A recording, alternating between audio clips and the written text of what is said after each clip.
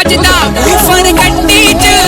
ਕਹਿੰਦੀ ਖਲਕ ਗਲੀ ਵਿੱਚ ਸਾਰੀ ਆਣ ਬੂਹੇ ਵਿੱਚ ਖੜ ਜਾਵੇ ਤੇਰੀ ਮਿੱਤਰਾਂ ਦੇ